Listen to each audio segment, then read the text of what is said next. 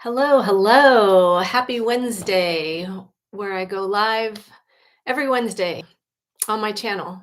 Today, we are talking about something that really hits close to home for me because I experienced it. And I know from comments in lives that I've done and in videos that I've done that many of you that watch me have dealt with, and that is toxic people, how to deal with toxic people in your life. And so today I have two boundaries that you can start setting in your life to take away the power from these toxic people, from them staying in your life and draining your energy, draining your peace, uh, and causing wreaking havoc in your life because I know that that happens. I've experienced it. So let's just jump right into it. I put uh, a poll in the chat, and if somebody could let me know that they can see that by voting on the poll, and then also I put just a message in the chat asking if you've dealt with a toxic person or are dealing with a toxic person in your life right now. What questions do you have with it, or what is happening? So share in the chat so that I can speak specifically to your what you're dealing with. But I want to talk about two boundaries. There are a lot of boundaries that are helpful, especially when we're dealing with toxic people. And these boundaries, no boundary is ever about the other person. Boundaries are a way to protect our peace and our energy in our life. And without boundaries, it's easy to think that, and this was me, it's easy to think that they're doing this, that this is happening to me, right? And then we become a victim in our own lives instead of being the agent of our life and taking control and taking our power back. But it's really easy to think that we are the victim of this person. And yes, narcissists and toxic people, narcissists in particular, and there's a difference. Some people can be toxic without actually having narcissistic personality disorder. So I'm talking about both. I'm talking about anyone who drains your energy, anyone who you don't feel like you can be yourself safely in their space, because maybe they will belittle you, maybe they will demean you, maybe they'll make fun of you, or mentally or emotionally abuse you. And so you don't feel like the best version of yourself in their presence. Ethnocentric Fun said, I have no questions. Age and experience have opened my eyes. Praise the Most High God in Jesus' name. Yes. So thank you for commenting. I appreciate it. So again, boundaries don't have to do with other people. They are about protecting our own time, our energy, our peace. And without boundaries, again, it can be easy to think that other people are doing this to me when really, without boundaries, I'm actually allowing it to happen in my life. And why there's a certain set of people that toxic people will target because they know that the toxic person knows that people pleasers, I'll label this set of people who are into people pleasing. I don't mean into it, but People who have been taught to people please are easy targets for toxic people because they the toxic person knows that someone who always puts other people first most likely won't stand up for themselves. And so the toxic person can get away with things and get their sense of power and control with people who allow it to happen.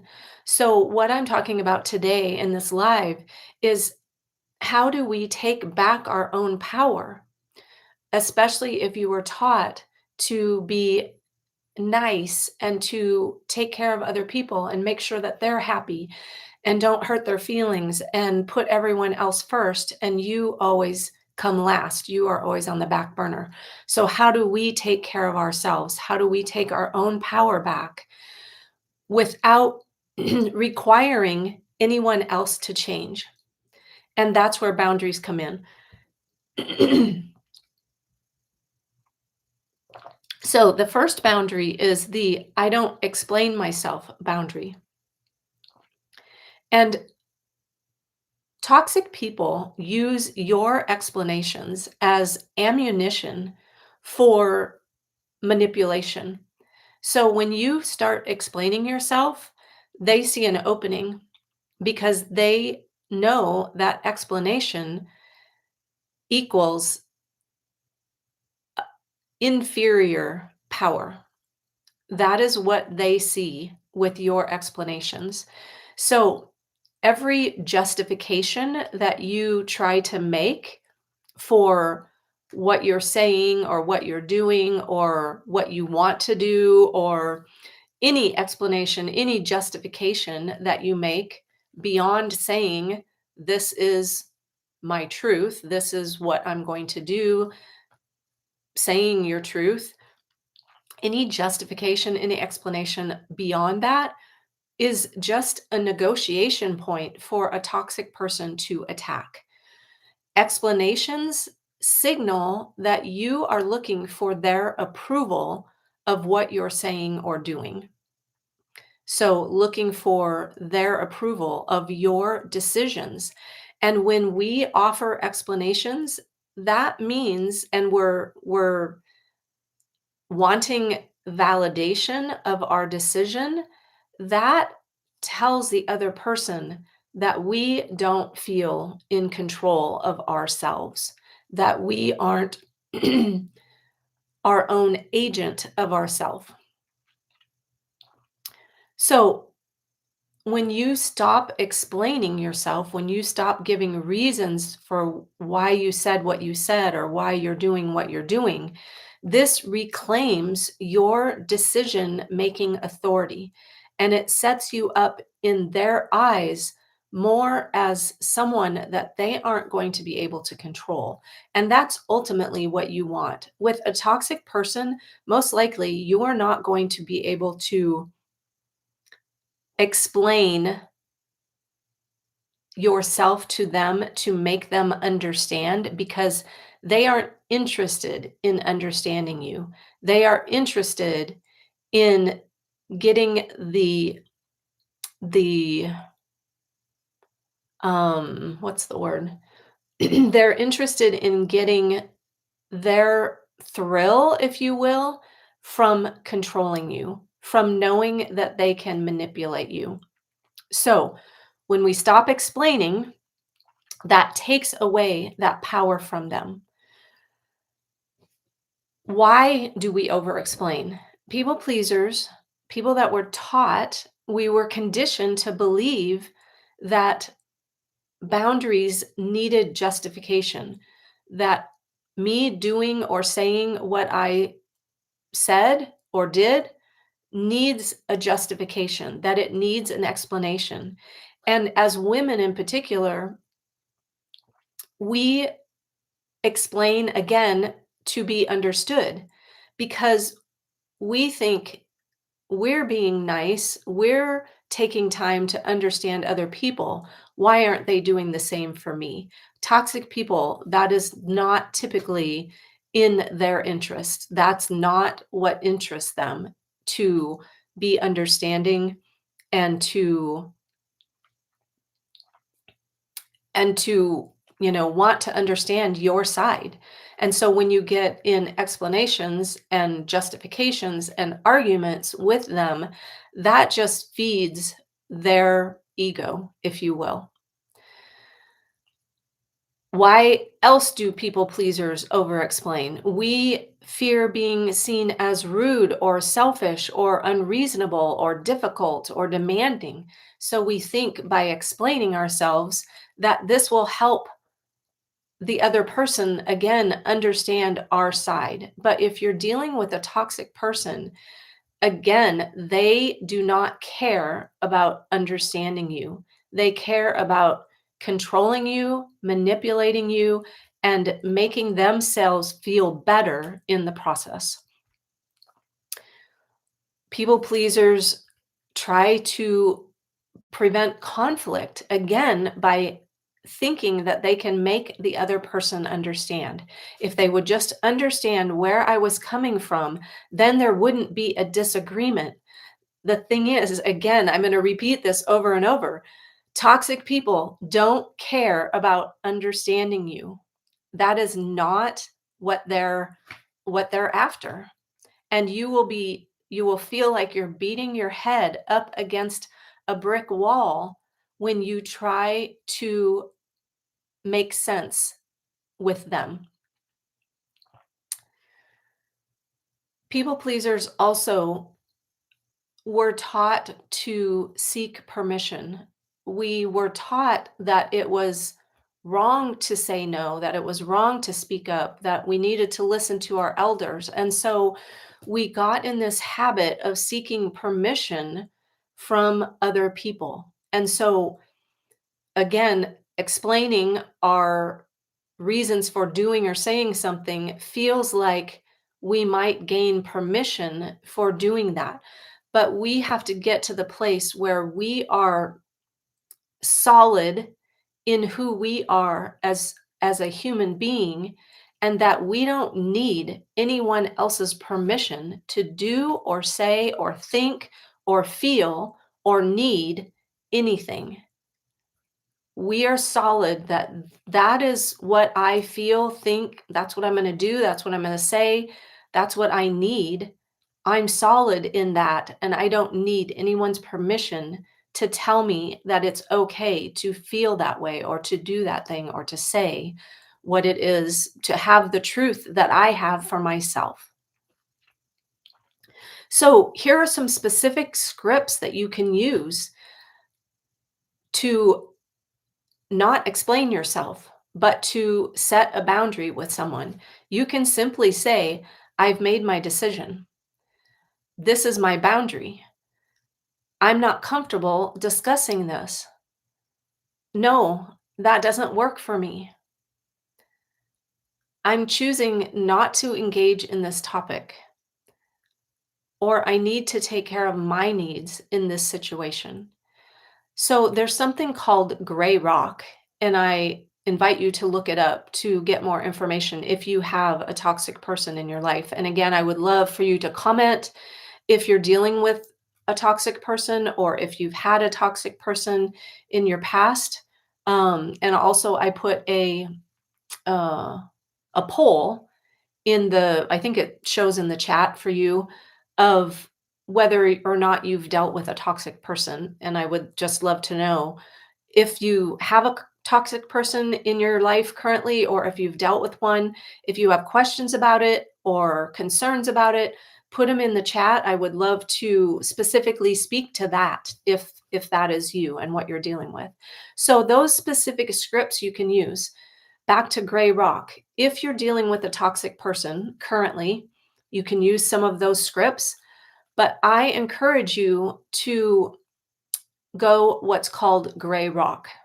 And that means, just like a gray rock it is very plain, and there's no emotion, right? There's no Shirley said, I have dealt with one. It was not nice. Had To remove all contact. Perfect. So that's the next step after gray rock. If gray rock doesn't work with you, so that is engaging with them. If it's somebody that you have to engage with, maybe it's a family member. I had a client who her mother-in-law belittled her to the point of where my client would be in tears and would walk away from each family event feeling herself like a horrible person. So I taught her how to do this gray rock method. And that just means, and she felt guilty about it at first because she thought, it's my mother-in-law. I need to have a relationship, a loving relationship with my mother-in-law. When someone is toxic, it is almost impossible to have a loving relationship with them in the way that you think it should be. And I taught her that going gray rock with her mother-in-law would protect her own peace and energy and time and money and emotions and needs and sanity. Going gray rock with her mother-in-law like changed her life because her mother-in-law no longer had the ability to trigger my client, right? My client would just start showing up unemotionally. She wouldn't show emotions. She wouldn't allow her mother-in-law to trigger her into a conversation, into defending herself, into explaining herself. And that's what we're talking about, right? The boundary of I don't explain myself. That is a boundary that I have. And you can actually say that to someone. This is a boundary that I have that I don't explain myself. That's all I'm going to say. Period. And there's no emotion behind it. There's no feeling.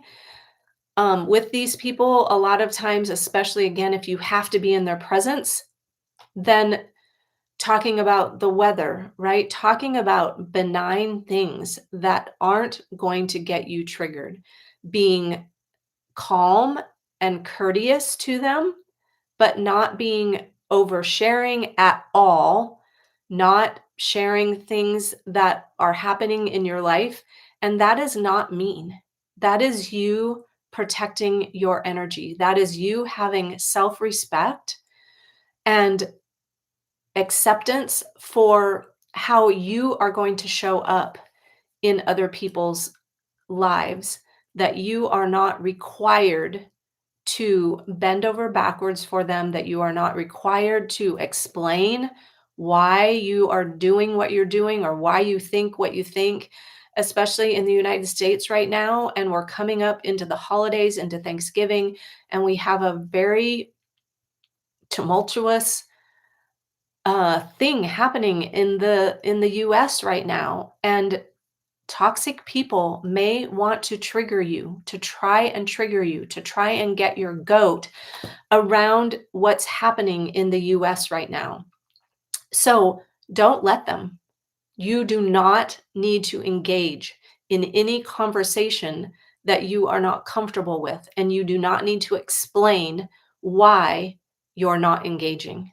You can just walk away so you can go no contact, like Shirley said, or you can just go gray rock. And again, if you want more information on gray rock, I encourage you to invite you to look it up. It is truly a method to use with toxic people. So, what do toxic people do when we say these things that I need to take care of myself, or I'm choosing not to engage in this conversation, or no, that doesn't work for me? Or continuing to steer the conversation away from something that you don't want to talk about, steering it back to the sports that are happening or the weather or, very benign things. Toxic people will ask why repeatedly to try and wear you down. Again, if you can, and they won't listen to your no, they won't honor your no, which is typically what they will do, then you can just step out of the room, right? Walk away from the conversation, hang up the phone, whatever it is. You are responsible for protecting your peace and energy and emotions and your own well-being. They will try to guilt trip you. What, you don't trust me enough to explain to me? Don't buy into it. This is all to feed their ego. Don't buy into it. They'll gaslight you. You're being unreasonable and secretive. You're so selfish. I was called that by my ex-husband. You're so selfish. And they gaslight you. And if you don't understand gaslighting, you can look that up as well. But it basically is telling you a different story in in the attempt to try and make you believe that you are wrong, that you are selfish, that you are being unreasonable. And so toxic people, especially narcissists, will bait you in order for you to get defensive. And then they'll say, "Wow, you really blew up. Wow, you're getting so emotional over nothing. Wow, you're so sensitive," right? And they turn it back around on you. That's gaslighting to make you think that you're the problem. And I lived it. I know it's hurtful, it's harmful, and that's why I'm doing this live in order to help you protect your peace, your energy, and again, your own emotional and mental well-being. Toxic people will play the victim. I deserve an explanation after all I've done for you. I can't believe you're just going to say no and then turn your back on me after all I've done for you, right? They use these tactics to try and make you feel guilty, to make you feel selfish and make and try and wear you down. They'll demand justification as if it's owed to them. Toxic people think that they are owed everything, right? So, how to stay firm in this?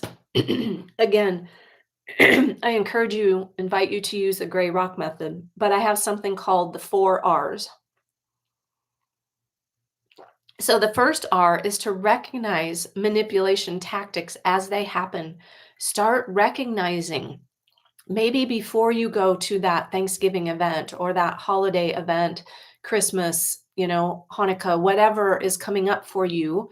It doesn't even have to be an event, but before you go to the next gathering or have the next conversation with somebody on the phone, think about, how do I feel around this person? Do they have my best interests in mind? Or do I leave these situations, these conversations, feeling less than, feeling depleted, feeling like not seen and not heard? So recognize manipulative people for what they are, and start being aware of them in your life, because I can pretty well guarantee you that you have someone in your life. If you're following me and listening to me, you probably have someone in your life that is depleting you, is targeting you to try and get you on the defensive, because that is what happens when we get into people pleasing. When we're conditioned to be people pleasers, we attract toxic people in our life. So I talk a lot about people pleasing. And if you follow me, you probably have attracted or have a toxic person in your life. So you can understand. So start recognizing them. But we want to think, oh, they don't mean it. They they're just having a hard time, right? We don't want to think that people would be doing this to us intentionally, because we would never do it to someone intentionally. But I want you to start like perking your ears up. Oh my gosh, I don't feel great about myself. Like my client said, she would leave family gatherings and feel horrible about herself. That is not a nice way to leave. And she would swear that she wasn't going to go back to family events if her mother in law was there. But then the guilt would get the best of her. feeling selfish would get the best of her, and she would go back to events again because she felt like she had to, that she needed to, that she was obligated to.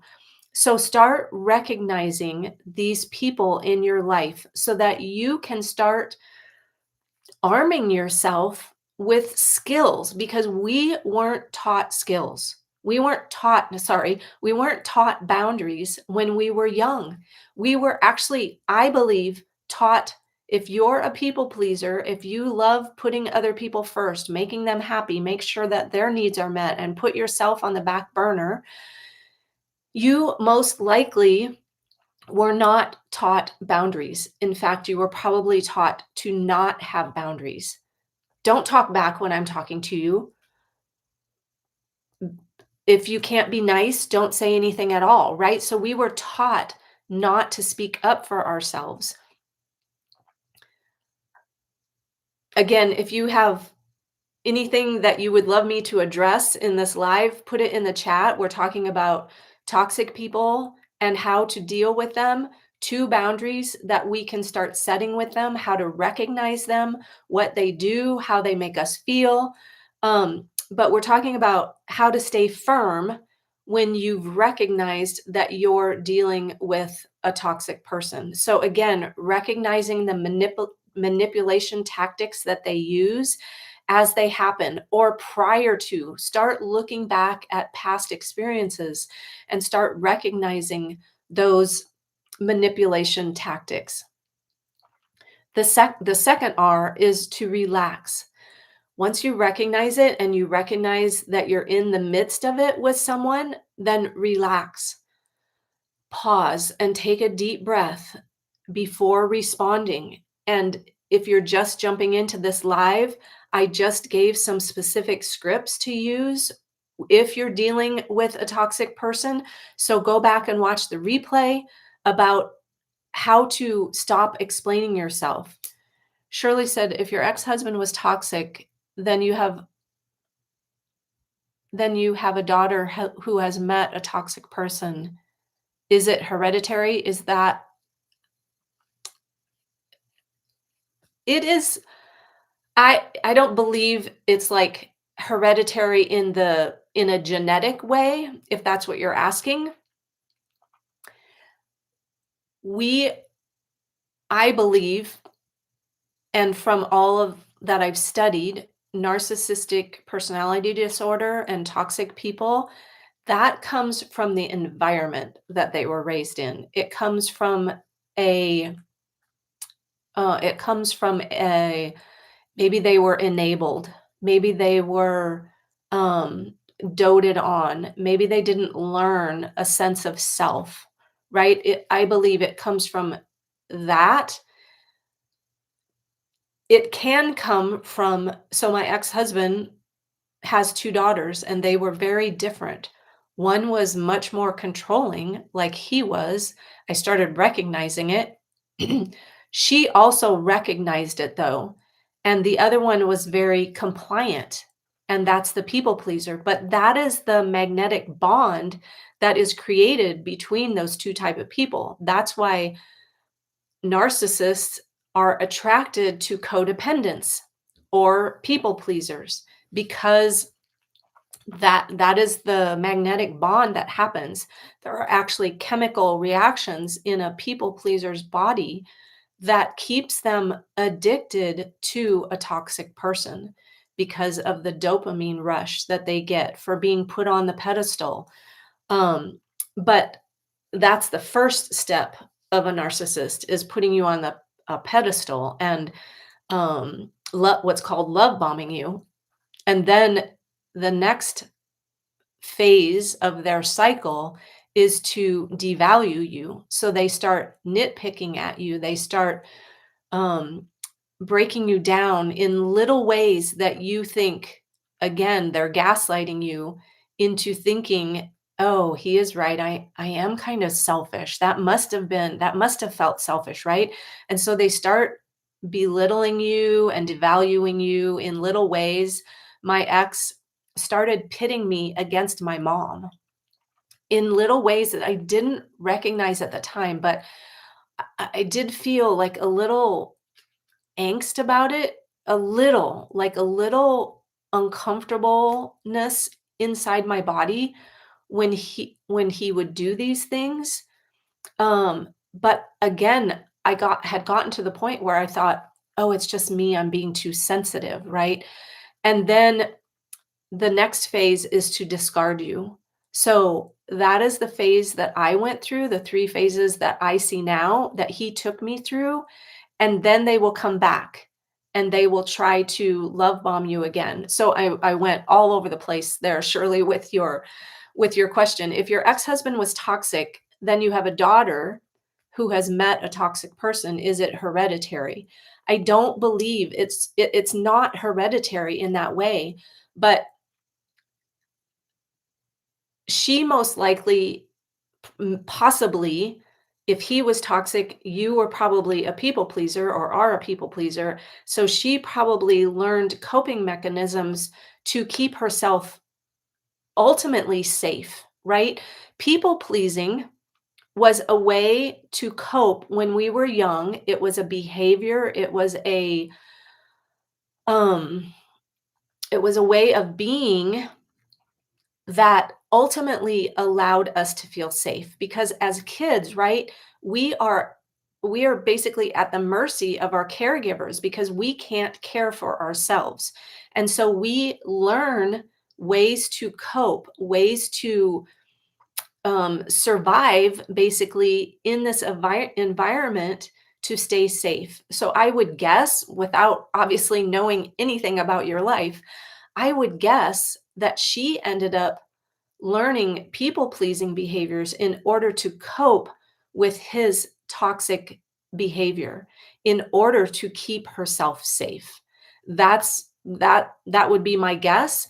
If you want to have a conversation about it, I offer a free clarity call, a free consultation call. The link is in the description of this video to schedule that call. You can schedule it right on my calendar. I would love to have a conversation and see what other resources I can provide for you or her about that. Um, but that would be surely what I would say. Emma says, I have one of these people. She lives next door to me. Sometimes you do know full well, but what can you do? I just don't let it get under my skin. Absolutely, right? Fortunately, she doesn't live in your house. She lives next door to you. I have one of those here in my community as well. And you just do gray rock, no contact, right? Unless you have to have contact with her, then I would say you just don't allow her in your energy. If she comes to your door, don't answer or, answer her question and walk away, right? I need to go. I'm not going to continue with this conversation anymore. I did give some specific scripts to use, right? I'm not comfortable discussing this. No, that doesn't work for me. I'm choosing not to engage in this conversation. I need to take care of my needs in this situation. And then, again, if she came to your door or caught you outside, walk away. After my um, toxic husband and I got separated, when he volatilely left on New Year's Day, 2018, I started seeing a trauma therapist. And one of the things that I was really worried about, like deeply stressed about, was him showing up unannounced at my door or catching me like in my driveway. And so she helped me with some things that I could say to him, basically boundaries that I could set because I was afraid that I would allow him to engage me in conversation and get me on the defensive. And so we just came up with a couple of scenarios, and that brought me so much peace to know that if he showed up unexpected, I would like look over my shoulder when I was in Home Depot, um afraid that he had followed me there or that somehow he had shown up there at the same time as I did, and I just was living in fear and I hated it. I absolutely hated it. And so knowing like giving myself the power back to know what I would do in those situations. So knowing ahead of time instead of getting caught off guard and then letting yourself get on the defensive, knowing ahead of time is so important. I do have a free resource. Again, I've linked it down in the description that's called 20 Ways to Say No Without Feeling Guilty or Like a Bitch. It's just quick phrases that you can have in your back pocket for different situations. So go grab that free resource if that's something that calls to you. Um, Shirley said, my daughter's boyfriend is very disrespectful to me. So that tells me, Shirley, um,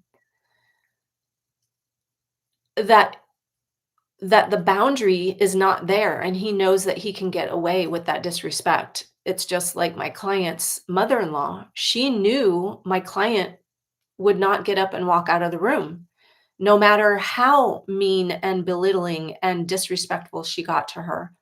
So you have to take your own power back and not allow him to disrespect you, not explain why his disrespect is disrespect. Again, these people that are toxic and disrespectful do not want to they don't want to understand. They want to be in control. So I encourage you, Shirley, to walk away, to say, you're not going to speak to me that way. I won't allow you to speak to me that way, and then walk away, right? Don't stay there and argue why you're not going to allow them to speak to you that way.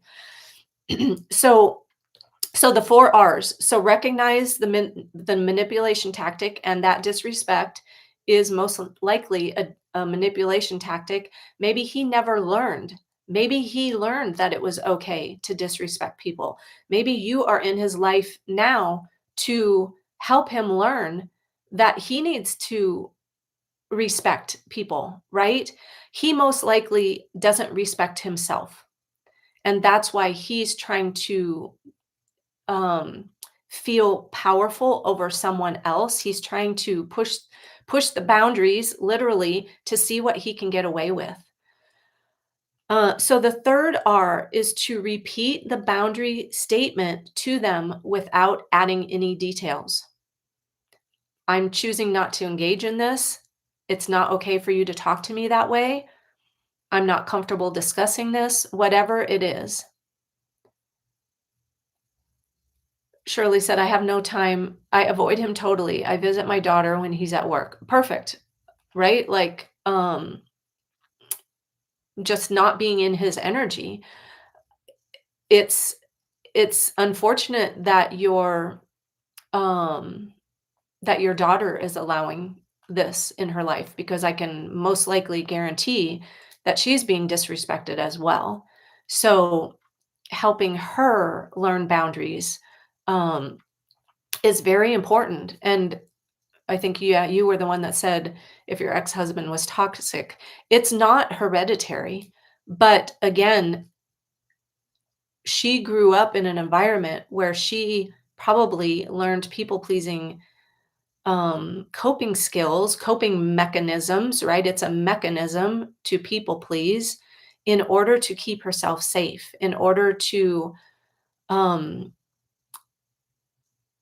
unfortunately, to play small enough that maybe she stayed out of his line of fire. And I would guess that this has caused her to attract, um, possibly a toxic person, but definitely if he's being disrespectful to you, you are not the only one that he's being disrespectful to. History repeats itself sometimes, right?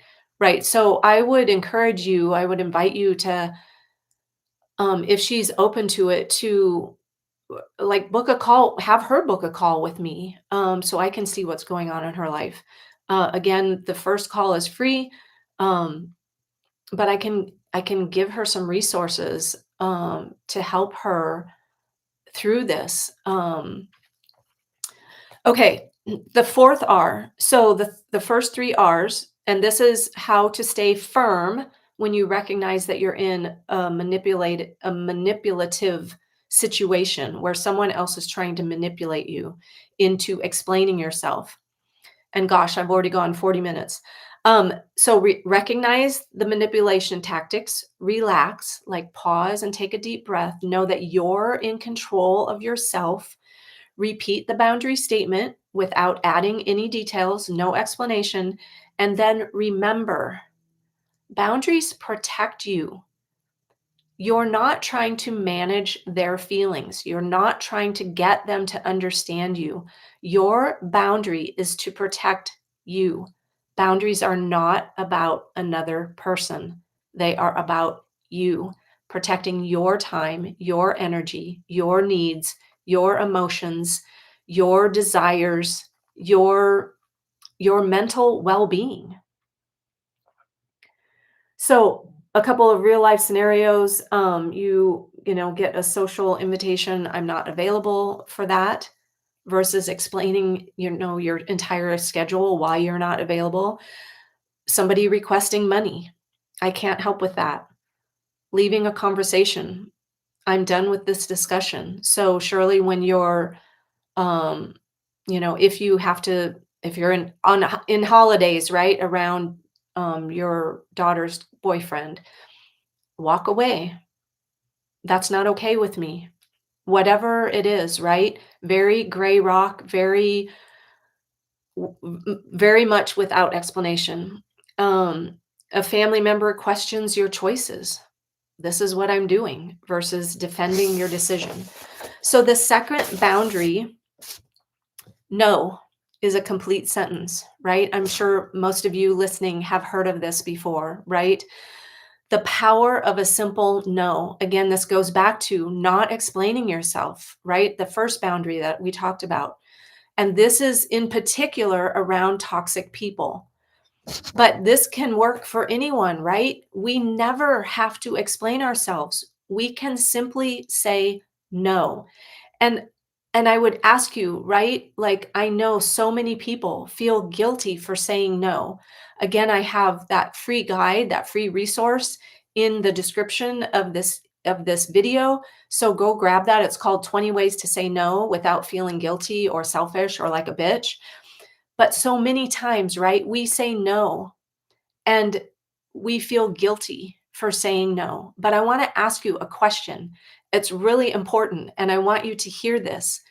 If you said no to something first and then decided to say yes instead, would you feel guilty about that? So why if we say yes to something and then we need to change our mind, do we feel guilty for saying no?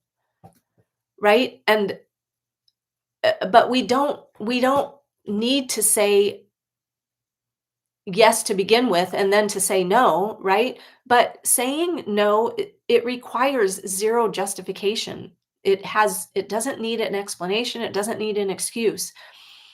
And again, if you said no and then decided to say yes, would you explain that? Would you feel guilty about that? So adding reasons, adding an explanation to your no, "No, I can't do that because I'm going with my cousin to, lunch that day and I'm sorry, but blah, blah, blah," right? Explaining and then giving an apology, right? This gives toxic people something to argue about, something to argue against, something to gaslight you about. Your no is valid simply because you said it, simply because it's yours, it's your truth, and it protects your time, your energy, your emotional bandwidth. And saying no is the most radical act for people pleasers. And it's something that you need to learn to be comfortable with. And at first, you're going to be really uncomfortable because you're going to feel like you did something wrong. Again, we were conditioned to believe that our no wasn't okay, that we were bad to say no to our parents, to someone talking badly to us, to some kid bullying us, right? We were taught as kids, especially as girls, as females, we were taught to be nice, right? If you can't say anything nice, don't say anything at all. Well, saying no to something wasn't considered nice, right? So we were actually taught to not say no. And so you're going to be really uncomfortable at first. Your palms might sweat, your heart might race, you might flush, you might get embarrassed, you might start crying when you say no. I've done all of these things. Get comfortable with being uncomfortable because it is so imperative that you start learning that it's okay. It is your right to say no. It is your right to protect your own emotional well-being, your own well-being. And by not saying no, you set yourself up for autoimmune diseases. And I'm going to talk about that in another video. People pleasers set themselves up, and 80% of all autoimmune diseases occur in women. Why is that? Because, oh, I just got goosebumps. Because we were taught that it's not okay to speak up for ourselves. We were taught to put ourselves on the back burner. Yes, you will be able to rewatch this live. Yes, it will go on replay. I don't know how long it takes, a few minutes, I think, for YouTube to process it and put it on as a replay. So it will be there under my lives tab on my channel. So yeah, great question. Um, Shirley said, I protect my peace. Yes, absolutely. So, why it feels impossible. Again, we were taught that no without a reason is rude or harsh. We fear being seen as difficult or uncooperative or rude or mean or bitchy or aggressive, right? I used to think women who spoke up for themselves, who said, no, that doesn't work for me, who, set a boundary, who spoke their truth, I thought they were being aggressive and mean and pushy. What I didn't realize is I was someone without boundaries, and that is how we view those people. And that's what keeps us from setting boundaries because we think we don't want to be that. But that is so not true. It's just what we were taught to believe. And that belief is false. It's a lie. We think saying no will damage relationships. So we worry about our relationships. And if we say no, what's going to happen? Are they going to reject me? Yeah, possibly they might. But you know what? If someone can't honor your no, then they probably are someone that I would examine how much they benefit you in your life to begin with. And again, we were conditioned to prioritize others' needs over our own comfort. We were taught to be accommodating, to be compliant, right? And so, no is not an easy word for us to say, but it is probably one of the most important words you can add into your vocabulary. So, direct scripts, again, that work. No, I won't be doing that. No, I'm not available. I'm saying no to this. No, that doesn't work for me. My answer is no. And then there's just no, right? Without, again, none of them without an explanation. So a family member maybe is demanding of your time. No, I'm not available that day. A coworker is asking you to cover their work. No, I can't take that on. No apologies, no explanations. A friend is pressuring you to attend an event. No, that doesn't work for me. I won't be there. A partner wanting to discuss a closed topic, right? And toxic people will do this. They'll keep bringing up something to get your goat to goad you into the corner, to get you on the defensive. I'm not discussing this again. No, I'm not discussing this again. And then walking away. Maybe someone's requesting money. No, I'm not available to help with that, right? No explanation, no apology. Breathe into it and know that you're not doing anything wrong. You are not doing anything wrong by possibly disappointing them, by possibly hurting them. That's not you doing that. Do not take on their emotions. That is their responsibility to handle their emotions. But people pleasers, we were taught we were conditioned to believe that others' emotions were our responsibility. And so it's so important to not take on their reaction as your responsibility. Their reaction is theirs to deal with. You did not hurt them. They they chose to react hurt or disappointed based on what you did as your truth. So, how to enforce your no without arguing? Just don't get drawn into the debates about your decision. Refuse to justify or defend your no. Recognize that arguing drains energy and leads nowhere. Again, this is really important coming up, I think, into the holidays.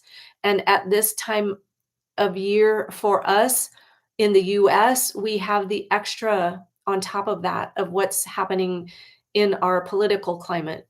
And so don't allow those toxic family members, those family members that, Uncle George who likes to get your goat, don't allow it.